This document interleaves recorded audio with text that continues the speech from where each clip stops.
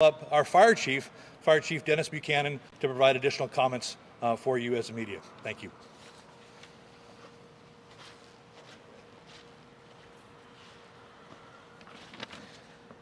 Thank you, Captain Heflin. Good afternoon. Long Beach Fire Department Fire Chief Dennis Buchanan. Thank you so much for coming to the city of Long Beach. Over the past 2 weeks, we've had 5 vehicle fires in parking structures in the downtown area of the city of Long Beach. All these fires have been suspicious in origin. Yesterday, a concerned resident released some images of a person of interest. Subsequently, earlier this morning, a person matching that description of the person of interest was taken into custody by the Long Beach Police Department officers, and we are thankful for their support. This investigation is ongoing. Further details will be limited and to not compromise the integrity of this investigation. However, I want to stress the importance of the hard work from our Long Beach Fire Department arson investigators and the Long Beach Police Department officers. Also, we are thankful for the community at large for their engagement and for the tips that they have provided to us that will assist us with this investigation. Thank you. With that, I'll go ahead and turn it over to PI Officer Captain Heflin. All right, so we'll go ahead and take some questions from you, and we'll see what we can do and answer. We'll also provide some one-on-ones afterwards if you have additional questions or comments that you'd like to have as well. I just spoke with the resident today. She said her car was about to set on fire. The gas cap was open, and in all of the cases, the gas tanks doors had been pried open. So, they said it was like a calling card that their car is going to be next. She said it was about 5 this morning. She was the wife of one of the first people who had, the last guy who had his truck blown up. So can you talk about the attempted arson this morning at 5 a.m.? You know, I will tell you, as it relates to the actual event this morning, I don't have any additional details on that. We don't have any information relative to, at least right now, that we're aware of pertaining to that specific scenario. But I can tell you, at least from our perspective, as it relates to the 5 incidents that we've had downtown in the carports that we were dealing with in the parking structures, that is exactly what we've identified. The individual, the person of interest that met that description, was taken into custody at approximately 2 a.m. So to the other point of other situations, scenarios, I really wouldn't be able to elaborate on that further. Another question. The residents feel that if they wouldn't have spoken up and shared the pictures and called the media, that in their words, this was being swept under the rug, and they would have liked notification that there was an arsonist on the loose. Why wasn't that brought out to the public? Well, I will tell you, without question, and this is 100% something that the fire department wants to highlight, is the power of community. And the community came together and actually was very much a part of this conversation. Obviously, we were able to reach out to the media, and we were able to have a very good interactive discussion yesterday. And really, I have no question that played a role in the process of identifying the individual and potentially the individuals, right, that may be involved in this. I need to stress to everybody that the case is still ongoing, right? The investigation continues. And with that said, the individual that was brought in custody matched the description of the person of interest. And from that perspective, I want to continue to tell the community this. The fire department's committed to this, as well as our partners in the police department. If they see something, say something. If they identify something as out of the ordinary, to that point about the gas cap being open, report that. Because as we have seen throughout all of these investigations, little small pieces of the puzzle play an integral role in practicing and working on the case. And I think that's an important consideration here, that all these pieces play a big role in the case creation and development and bringing that individual to justice. I'm going to go back. You didn't answer my question. Hold on one second. You didn't answer my question. Why was there not a notice sent out that we've had a series of arsons in the area to be aware? Well, I think as far as a series of there's the idea of the investigations are ongoing. And it's not to say that if there's a great threat to public safety, we're making sure that we're identifying that and communicating that to the community, 100%. And I think that in this case, we did what we needed to do. The individuals that were a part of this situation, these cases were under surveillance and being basically watched. And that's exactly what our fire investigators were doing as it relates to these last 2 weeks. And I think that's why we were able to do that in support with what we got from the community yesterday, that we were able to bring this case to a quick close. But you still didn't answer my question. So why didn't you just say, hey, look, there's an arsonist on the loose? Well, I think that's the idea is it's all under investigation. Those are suspicious fires. And for us to say it's an arson-related fire is part of that investigation. So I can't really identify this is an arson fire, 100%. We identify them as suspicious until proven. And I think that's part of the investigation. And that may not be in alignment with what people want to hear, but they are suspicious in origin by nature until proven otherwise. What can you tell us about the suspect you arrested this morning? Well, really what I can tell you as it relates to the suspect individually is it matches the description of the person of interest of the pictures that was shared out in widespread throughout the media yesterday. So that's about as much as I can go into the details because, again, the case is still ongoing and it's open. Can you talk about where you located? It was 2 a.m. Where was he? How was it that he was located? Well, it was actually our partners at Long Beach Police Department, our patrol officers actually found the individual and took that individual into custody, and then it was followed up with our fire investigators. So as far as actually the activities the individual was doing or why actually that occurred or how that occurred, I really can't elaborate on that. That was actually our partners at Long Beach PD that did that. But again, I think it's the idea that collectively we came together as a community, and that information was very visible out there in the community for everyone to report. And we received numerous reports and tips yesterday after all the media that we had and the engagement that we had yesterday. Why was that person a person of interest? I think the fact is the idea is those are individuals that potentially are maybe in close proximity to these situations. And just because someone's in close proximity doesn't necessarily make them the primary suspect. So they're always of interest as it relates to what are they doing there? Why were they doing that? And that's really part of the ongoing investigation as a case. So that's why we identify individuals as a person of interest versus a suspect, because that's not our place until we get further information that would indicate that appropriate action needs to be taken. Do you know where he was taken into custody? Long Beach Police Department took him into custody. As far as the specific location, sir, I don't know that exactly. Is he a suspect now? I can't comment on that. I don't have any additional information on that, and we don't have any additional details on that. All I can tell you is it relates to the investigation of the Long Beach Fire Department. Is he a Any suspect fire-starting now? devices found on his person, like lighters or anything like that? I wouldn't be able to add additional details as it relates to what they found on the individual. And as it relates to your question about being a suspect, obviously that person was of interest and taken in for additional questioning. And as it relates to when that transitions to a suspect or a person that remains a person of interest, I wouldn't be able to elaborate on that. So was he arrested or is he being detained? He was arrested. Arrested on suspicion of what? Well, I think it would most likely, and you'd have to reach out to the actual public records on that. But again, I wouldn't be able to give you the exact reason on what he was arrested. But he was brought into custody and arrested by Long Beach police officers. So, okay. He wasn't arrested for in relation to the fire. I think that was based on what they were identifying. And again, what I want to stress to you, the individual was detained and arrested, was brought into custody, okay, by Long Beach Police Department based on the information that they had available in partnership with our fire investigators. And I think that's what I need to stress to everybody here. Yesterday, that person was of interest.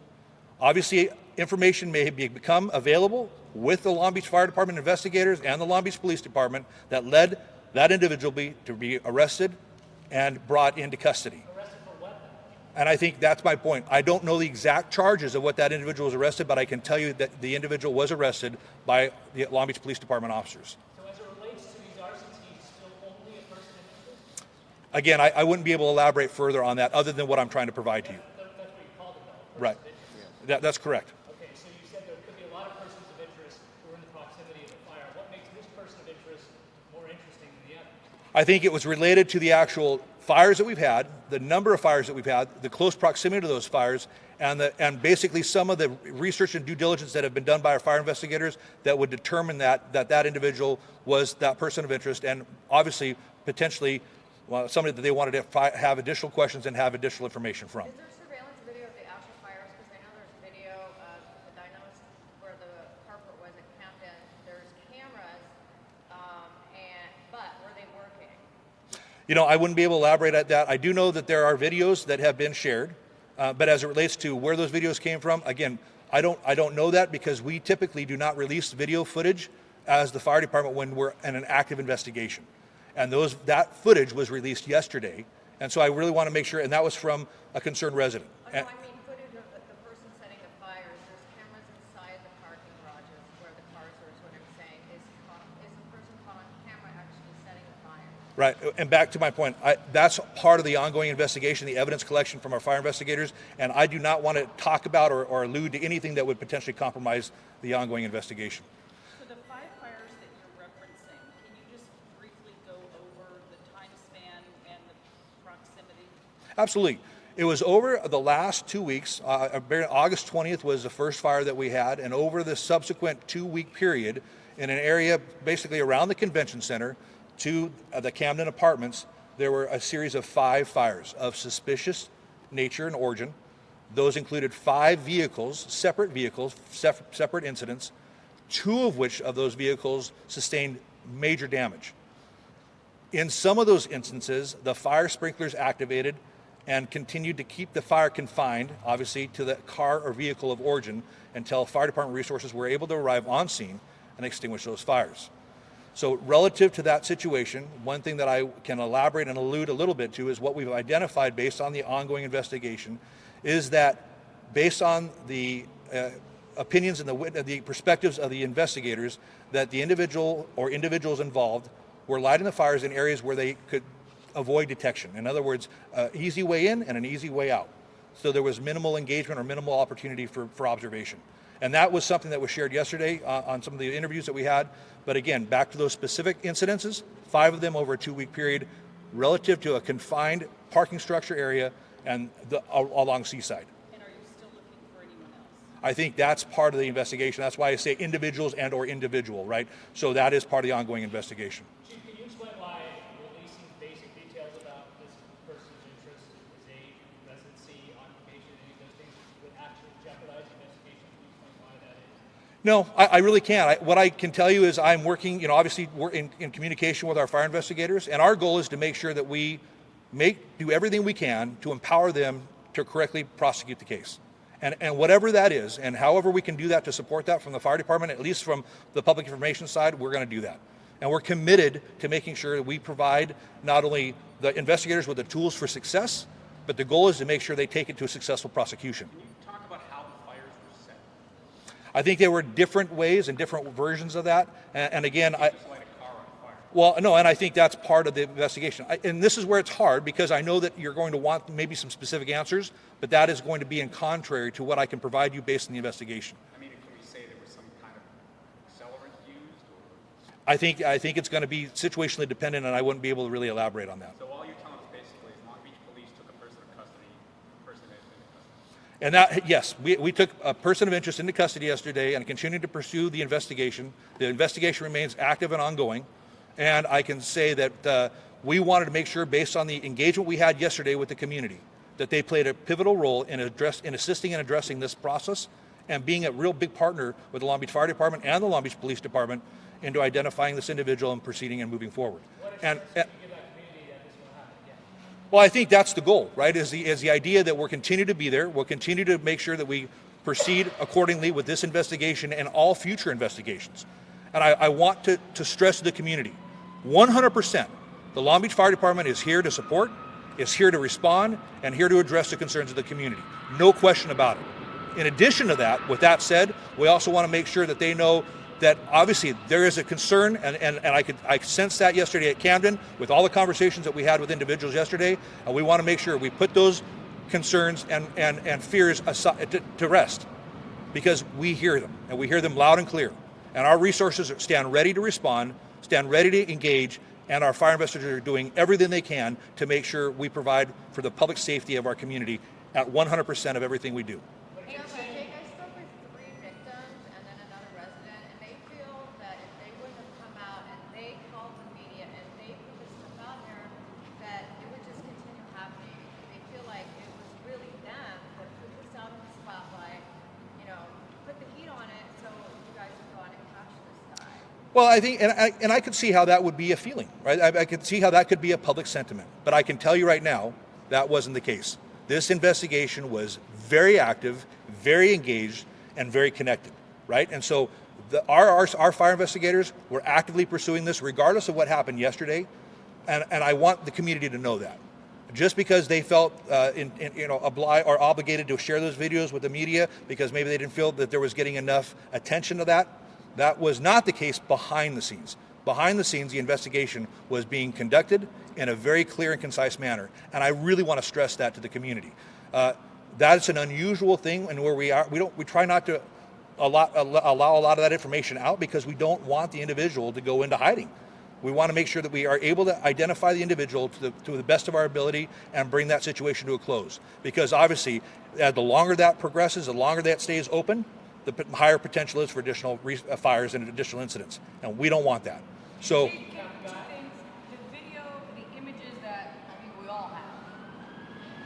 Number one, is that the guy, the person of interest who police have in custody? And I think you just said he was arrested yesterday. I thought he was arrested like early this morning, 2 a.m. Okay, so after Chelsea Jane's car he was going for the gas, I guess. And they were. I wouldn't be able to comment on that. I can just tell you around 2 a.m. this morning is when that arrest occurred. Okay, but the images that now all these residents have given all of us, is that the person who got That is the person that matches the description of the person of interest that was shared yesterday. What has he been taken into custody for? Was he arrested for at this point? I think that remains the question. I don't know that. That would be something that you have to reach out to Long Beach Police Department, the booking department, and follow up with them directly on what the details of the arrest were. Where did he go from You here? have the guy who started this felony. Again, back to my that would be conjecture for me to say that right now because the investigation is ongoing. Well, then why should the community feel assured? Because the fire department's here. The fire department's here to support them. The fire department's here to respond. And I want to stress to them, right? We talk about the life safety risks associated with parking structures and parking garages in high-rise or apartment buildings. Each of those fires were successfully put out and limited to the vehicle of origin and did not pose a life threat to any individual or occupant in that building because of the rapid response of the Long Beach Fire Department to address that concern. Now, again, that's the goal, is to make sure that we get there quickly, to make sure that we're incorporating, engaging our community, provide additional information, and to let the community know if they see something, please report it, because that can be a critical component to making sure we prevent future instances from occurring. We'll do one-on-ones available, but that concludes our press conference today. Thank you for your participation. We appreciate you being here to support us. And if you have any additional questions, comments will be available afterwards. Thank you.